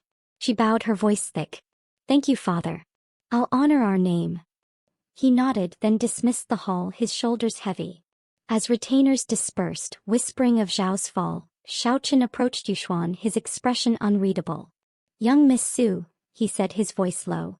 "You've changed the tide today." Yuxuan grinned, her modern quips surfacing. Just cleaning house, General. Thanks for the backup. His lips twitched that rare almost smile she craved. Before he could reply, Lin stepped forward, her face streaked with tears. Liyue, she said, her voice small. I didn't know her plans. I'm sorry. Yuxuan studied her, searching for deceit. Lin's eyes were raw, her usual poise gone. In the novel, Lin had been a villain, but this Lin seemed broken, not scheming. Prove it, Yuxuan said, her tone firm but not cruel. Words aren't enough. Lin nodded, bowing shakily, then left, her peach robe trailing like a faded dream. Yuxuan exhaled, her heart conflicted. Forgiveness was a long road, but Lin's remorse was a start. That evening, the estate was quiet, the storm of Zhao's exposure settling into uneasy calm. Yuxuan met Xiaoqin in the garden, under the same willow tree where they'd shared truths before. Lanterns cast golden light on the lotus pond, and the air smelled of jasmine and earth. She wore a simple blue robe, her hair loose save for the jade hairpin, its lotus a silent vow. General, she said, her voice lighter now. You didn't have to stand by me today. Why did you? Xiaoqian's gaze was intense, his dark robe blending with the night. Because you're worth standing for, he said, his voice raw. Liyue, I've been bound by duty, to my family, to the empire, to a betrothal I never chose. But you've shown me what it means to fight for what matters. Yuxuan's breath caught. His words were a confession, unguarded and real. She remembered the novel. Xiaoqian's engagement to Lin was a political chain, one he'd borne silently. But now he was breaking free. I'm ending it, he said, stepping closer. My betrothal to Lin. Today's events give me cause. Her mother's treachery taints the alliance. But the truth is, my heart lies elsewhere. Yuxuan's heart pounded, hope and fear colliding. Elsewhere, she whispered, her modern bluntness faltering. He smiled, a true smile that lit his storm cloud eyes. With you, Liyue. If you'll have me. Her jaw dropped, her modern brain short-circuiting. You're serious? I'm not. I'm just, she trailed off, her fears spilling out. I don't belong here, Xiaoqin. Not really. I'm not the Liyue you think I am. He took her hand, his touch warm and steady. You're the Liyue who faced bandits, who outshone the court, who changed my heart. Whoever you are, wherever you're from, I choose you. Tears pricked her eyes. She'd hidden her transmigration, fearing it made her unfit for this world. But Xiaoqin saw her, Yuxuan, Liyue, all of her. She laughed, a shaky sound. You're making it hard to say no, General. Then don't, he said, his voice soft. He drew a silver ring from his sleeve, simple but etched with a lotus. A promise, not a demand. Marry me, Liyue, when you're ready. Yuxuan's heart swelled, but doubt lingered. She wasn't the novel's Liyue, born to this world. Could she build a life here with him? She took the ring, her fingers trembling. I need time, she said. This world's still new to me. But I want this. I want you. His smile was enough to light the night. Time is yours, he said, slipping the ring onto her finger. I'll wait. They stood under the willow, hands entwined, the pond reflecting their silhouettes. Yuxuan's modern quips failed her, replaced by a quiet joy. The novel's plot was gone, rewritten by her choices and his. The next morning, Xiaoqin announced the end of his betrothal at court, citing Lady Zhao's treachery. Whispers of Liyue's courage and Lin's disgrace filled the capital. Lin was sent to a distant estate, a lenient exile arranged by Yuxuan's request. She'd seen enough pain in her sister's eyes to hope for redemption. Lady Zhao faced trial, her influence shattered. Yuxuan met her father in his study, the dragon screens casting long shadows. Liyue, he said, his voice warmer than ever. You've restored our honor. Your mother would be proud. She smiled, tears threatening. I hope so, father. I'll keep making her proud, and you. He nodded, a rare softness in his eyes. The general's choice is clear. If you accept him, you have my blessing. Yuxuan's heart lifted. Her father's approval, once a fantasy, was real. As she left, she touched the silver ring, its lotus a mirror to her hairpin. Xiaoqian's promise was a future she could choose, not a fate forced upon her. That evening, Yuxuan joined Lord Wei and Princess Lian at a tea house, the city still glowing from the lantern festival. They toasted her victory, Wei's scholarly face beaming, Lian's laughter bright. Young Miss Su, Wei said, You've reshaped the court. What's next? Yuxuan grinned, her modern spark returning. Oh, just rewriting my life. No biggie. They laughed and she felt a warmth she'd missed since her college days. Friends, allies, a place to belong. As she walked home, the stars above the Tianhua Empire felt closer, their light a map to her future. Xiaoqin waited at the estate's gate, his silhouette a promise. Ready for the next battle? He teased, offering his arm. Born ready, she said, taking it. Her heart was full, her fears fading. Lady Zhao was gone, Mei Lin humbled, her father's trust won. And Xiaoqin? He was hers, not the novel's hero but her partner in a new story. One she was writing one step at a time. Chapter 8. A New Beginning. Su Liyue stood before the bronze mirror in her chambers, her reflection a vision she could scarcely believe. Her wedding robe was a masterpiece of crimson silk, embroidered with golden phoenixes and peonies, its layers flowing like a sunset. The jade hairpin from Xiaoqin gleamed in her elaborate updo, paired with the silver lotus ring on her finger. Yuxuan, the modern college student who'd transmigrated into Liyue's body, let out a shaky laugh. I look like a K-drama bride, she muttered, but I'm marrying a general in ancient China. No pressure. Mayor, adjusting the robe's train, beamed. Young miss. Lady Liyue, you're radiant. The general won't know what hit him. Yuxuan grinned, her nerves easing. Today was her wedding to Xiaoqin, a day she'd once thought impossible. In The Phoenix Crown, the novel she'd been sucked into, Liyue was a tragic side character, doomed to lose her engagement and die forgotten. But Yuxuan had rewritten that fate, outwitting Lady Zhao, humbling Mei Lin and winning her father's trust. Most importantly, she'd won Xiaoqian's heart, not as a fictional hero, but as a man who saw her, modern quirks and all. The past month had been a whirlwind. After Lady Zhao's exile and Mei Lin's retreat to a distant estate, the Su household had found a fragile peace.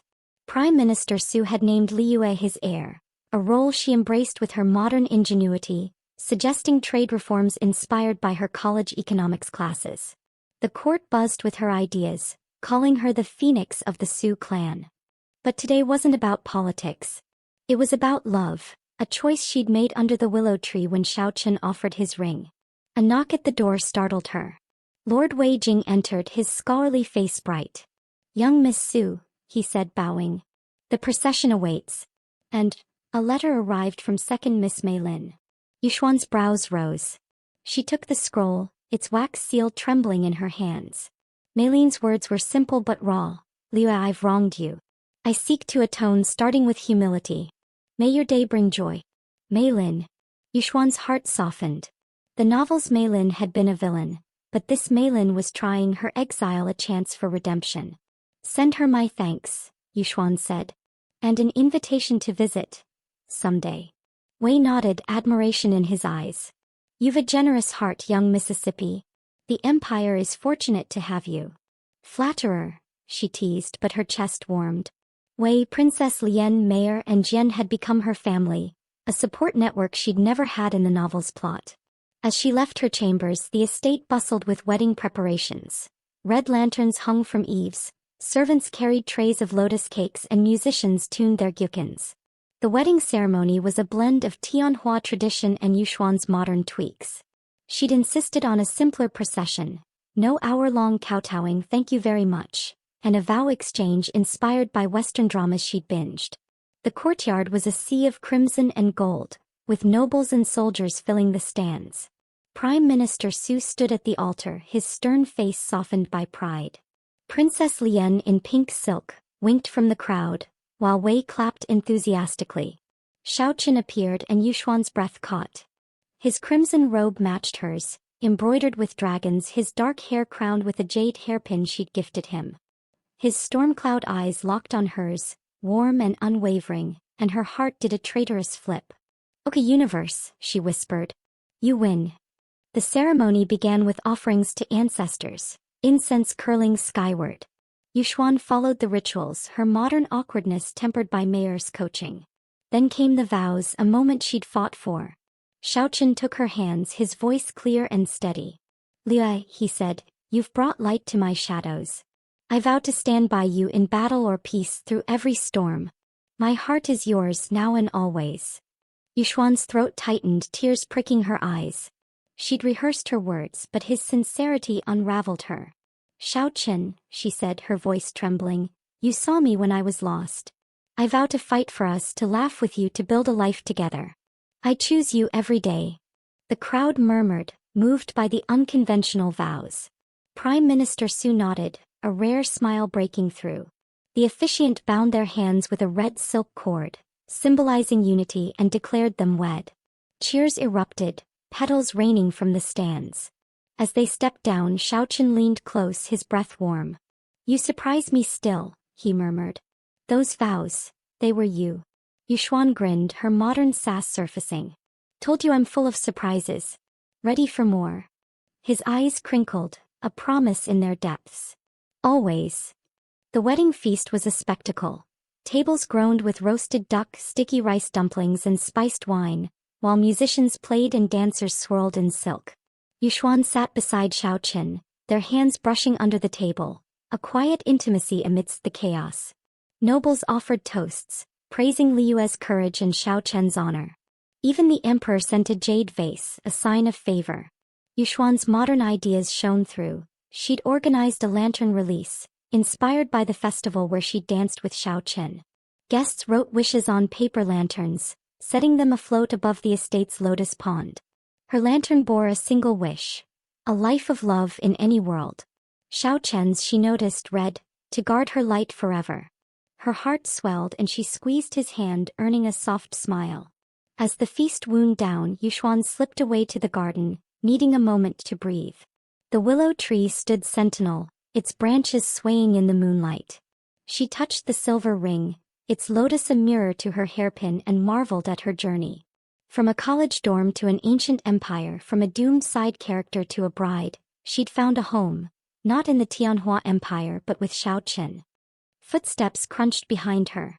Xiaoqin joined her, his crimson robe glowing in the lantern light. Hiding already? He teased, his voice warm. Just recharging, she said, grinning. Big day, you know. Marrying a general, rewriting a novel's ending. He tilted his head, a familiar curiosity in his eyes. You speak of novels often. A story from your family?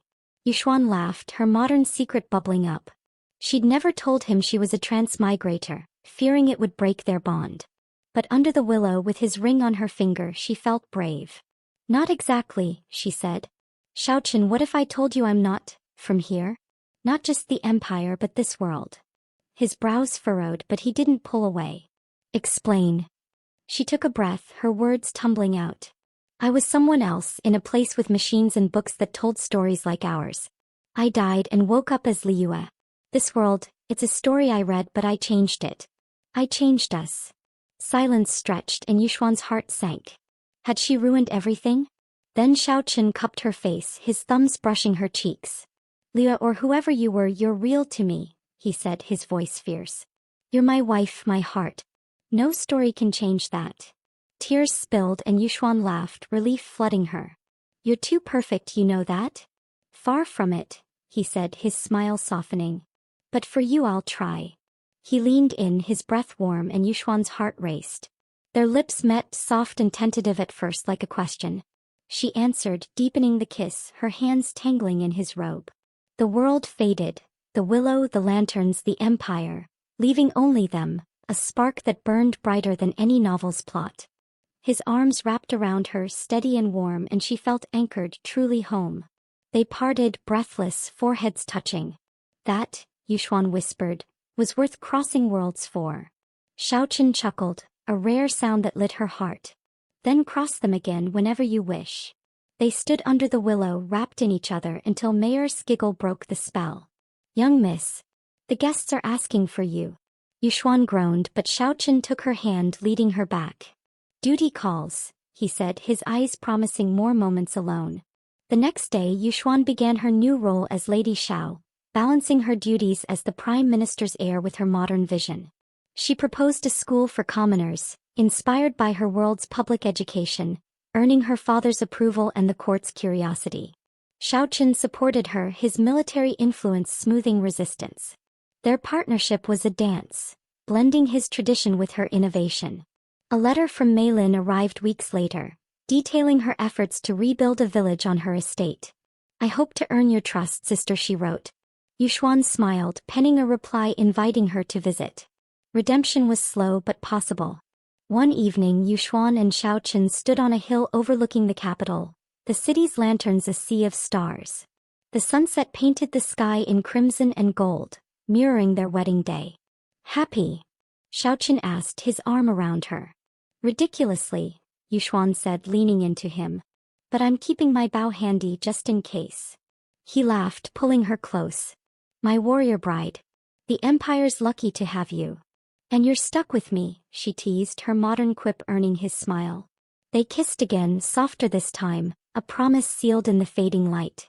Yuxuan knew this wasn't the novel's ending but hers. A life of love, laughter, and a world she'd made her own. Bonus chapter: A Phoenix's Legacy. The morning sun spilled over the Shao estate, painting the lotus pond in hues of gold and rose. Su Liyue, now Lady Shao, stood on the veranda, a bamboo scroll in hand, her crimson robe fluttering in the breeze. The silver lotus ring on her finger caught the light, a twin to the jade hairpin in her braid, tokens of her love with Xiaochen, now her husband of a year. Lin Yuxuan, the modern college student who'd transmigrated into Liyue's body, smiled wryly. "From cramming for midterms to running a noble household," she muttered. "Talk about a glow-up." Mayor, arranging a tray of jasmine tea nearby, giggled. "Lady Shao, you still mutter like a scholar caught in a storm. The council meeting awaits. Your school proposal is the talk of the capital." Yuxuan's heart lifted. Her dream, inspired by her modern world's public education, was a network of schools for commoners, teaching reading, math, and practical skills. Prime Minister Su had endorsed it and the emperor's advisors were intrigued, but opposition lingered, traditionalists who saw no need to educate peasants. Today's council meeting was her chance to win them over, blending her modern logic with Tianhua's values. As she prepared to leave, Xiaochen appeared, his dark blue robe accentuating his broad shoulders and storm-cloud eyes. He carried a sword, fresh from training his soldiers, but his smile was soft, reserved for her. "Ready to conquer the council, my warrior bride?" he teased, brushing a stray hair from her face. Yuxuan grinned, her modern sass surfacing. "Piece of cake. Just don't expect me to bow too low. I'm still bad at that." He chuckled, a sound that still sent her heart racing, and leaned in for a quick kiss, his lips warm and familiar. She melted into it, savoring the quiet intimacy before the day's chaos. Their marriage had been a partnership of equals, blending his military precision with her innovative ideas. They'd faced small battles, court gossip, trade disputes, but their love had grown stronger, rooted in trust. Yet a new challenge loomed. Whispers of unrest in the southern provinces, where drought had sparked discontent. Xiaochen was tasked with quelling it, and Yuxuan feared he'd be sent away, leaving her to face the council alone. Before she could voice her worry, a servant arrived with a sealed scroll. "From Second Miss Su," he said, bowing. Yuxuan's brows rose. Mei Lin, exiled to a distant estate after Lady Zhao's downfall, had been rebuilding her life, her letters showing glimmers of change. Yuxuan opened the scroll, her eyes scanning Mei Lin's elegant script. "Sister, I've established a weaving cooperative in the village, aiding families hit by drought. I seek your guidance and perhaps a visit." Mei Lin. Yuxuan's heart softened. Mei Lin's remorse had been genuine, her efforts a step toward redemption. "She's trying," Yuxuan said, handing the scroll to Xiaochen. "I think it's time I see her." He nodded, his gaze warm. "You've a generous heart, Liyue. But be cautious. The south is unstable." "I've got my bow," she quipped, earning his smile. "And you, if you're not off playing hero." His hand found hers, squeezing gently. "I'm here always." The council meeting in the imperial palace was a battlefield of words. Nobles in silk robes debated behind lacquered screens, their voices sharp as swords. Yuxuan stood before them, her scroll outlining her school proposal. Literacy for farmers, arithmetic for merchants, and engineering basics inspired by her modern knowledge. "Education strengthens the empire," she argued, her voice clear. "A farmer who reads can record his yields. A merchant who calculates avoids debt. Knowledge is power for all, not just the elite." Lord Zhang, a traditionalist with a beard like a waterfall, scoffed. "Peasants need plows, not books." This is folly, Lady Xiao. Yuxuan's modern temper flared, but she channeled it into a smile. Lord Zhang, a plow breaks without a smith who understands metal. Teach him and the empire thrives.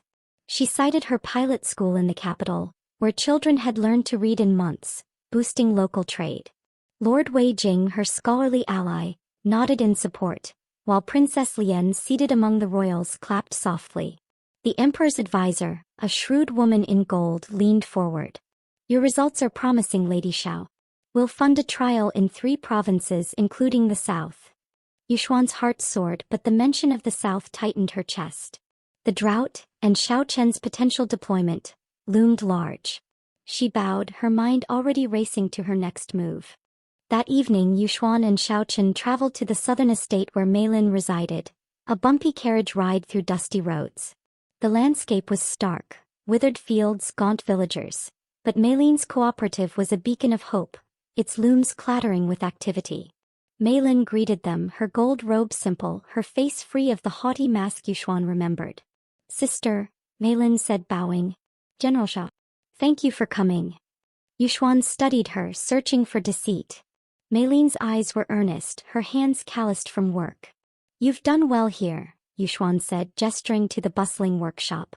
Tell me about it. Mei Lin led them through the village, explaining how she'd organized women to weave silk, selling it to northern merchants to fund food purchases.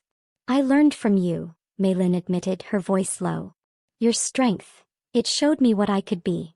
Yuxuan's throat tightened. The novel's Mei Lin was a scheming rival, but this Mei Lin was rebuilding step by step. I'm proud of you, Yuxuan said, surprising herself. Let's work together.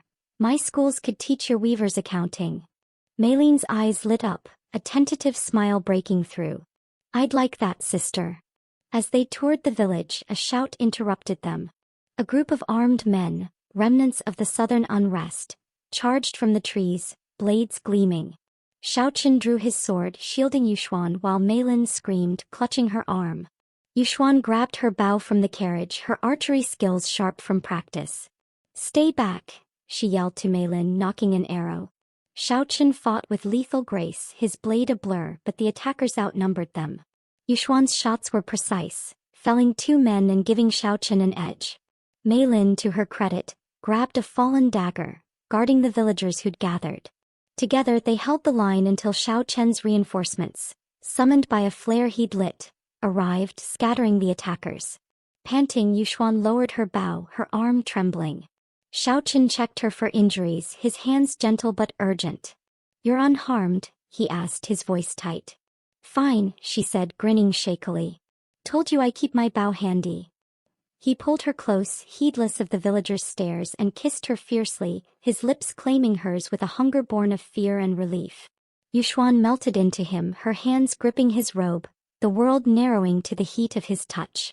The kiss was fire and promise, a reminder of why she'd fought for this life.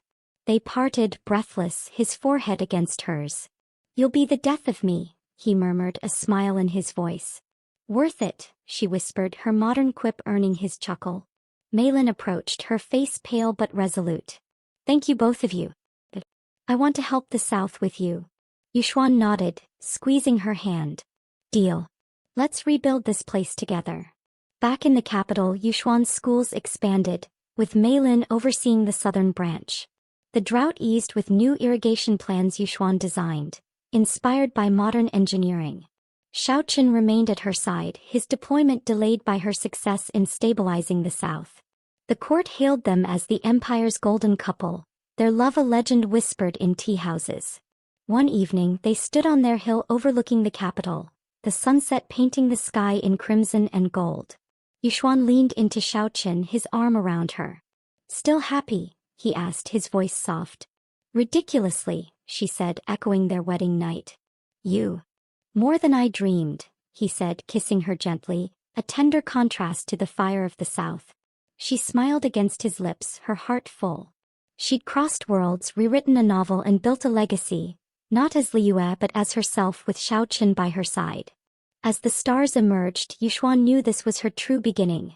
A life of love, purpose and a touch of modern magic forever hers.